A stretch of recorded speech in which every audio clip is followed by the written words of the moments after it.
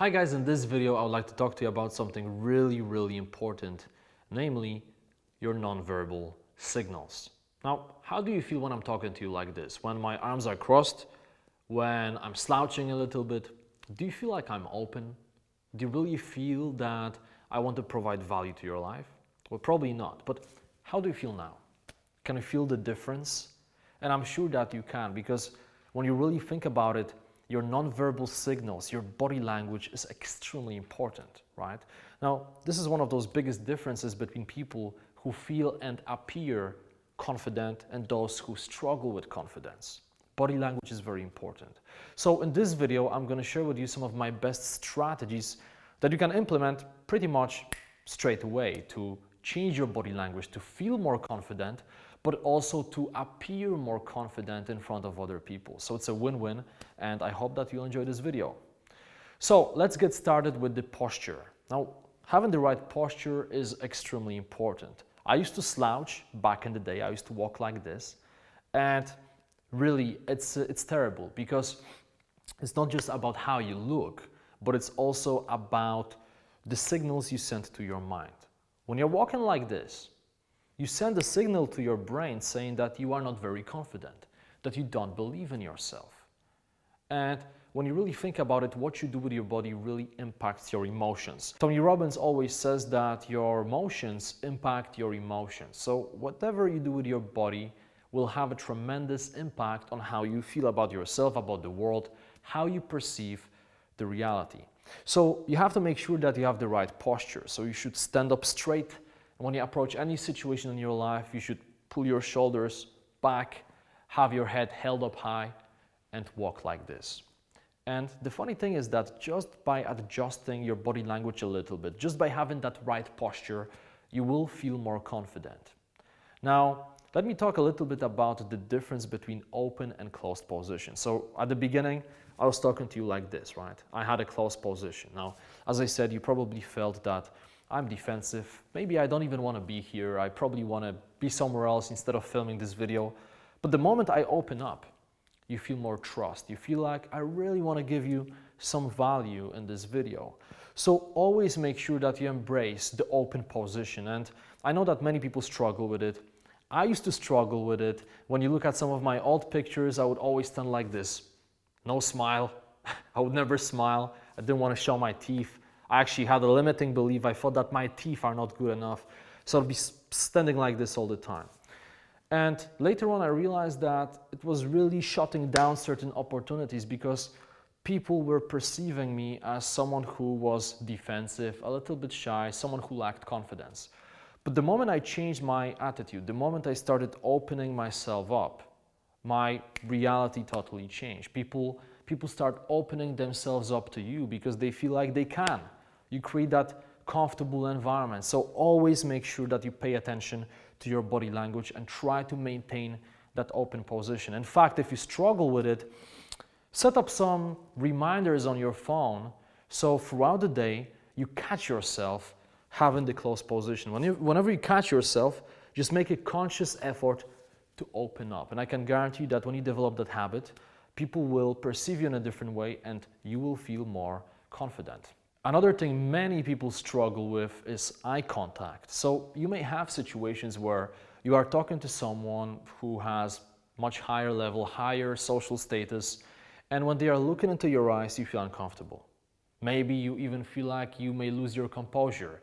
Instead of being in the moment, being in the conversation, feeling the other person, you keep worrying in your mind. You keep saying to yourself, oh my God, I feel uncomfortable. Shit, I'm sweating. Maybe they can see it. Where should I look? And you have all of this negative self-talk. So let's speak about eye contact for a second. Now, I believe that one of the biggest traits, the most common traits of confident people is that they can maintain direct eye contact. But the good news is that there is a small trick that you can use if eye contact is something that weirds you out. So what I recommend you to do is, whenever you have a situation that you are talking to someone and you feel uncomfortable looking directly into their eyes, look here. Look here instead. Because the funny thing is that they will not see the difference, especially if you are a little bit further from that person, even 2 meters away. They won't see the difference. But the cool thing is that you will feel the difference. Suddenly you will have more confidence. It's less overwhelming. You feel less pressure. It's easier to focus on the conversation. And in fact, I encourage you to pause this video right now, find one of your friends, maybe your family members, and experiment. Look at them and ask them, am I looking into your eyes? And actually look into their eyes.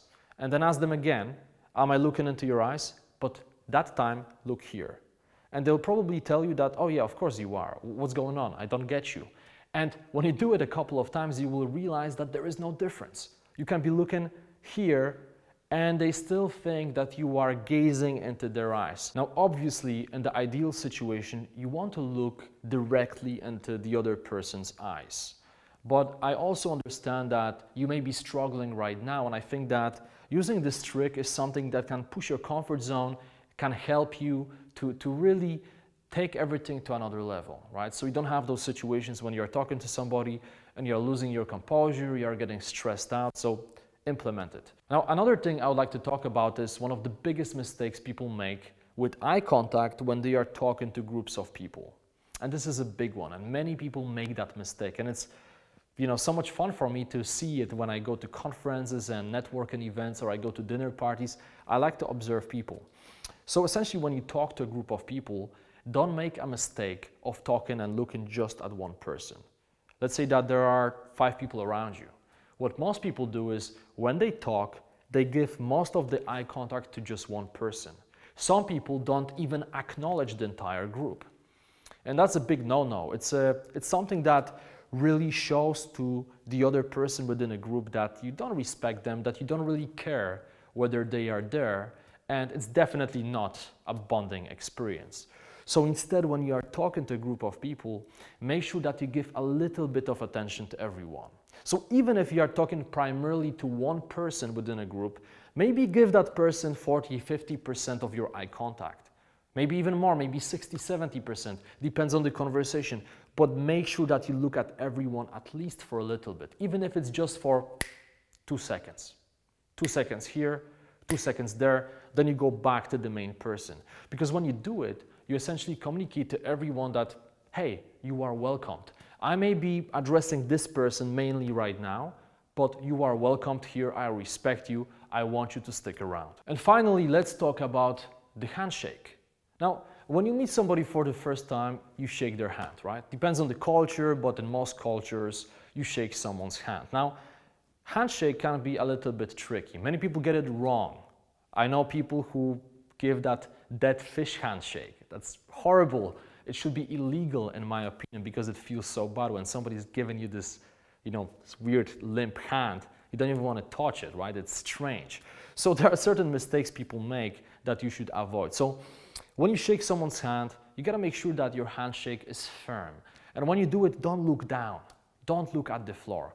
When you shake someone's hand, look straight into their eyes, even for 2 seconds. Shake their hand, smile, look straight into their eyes.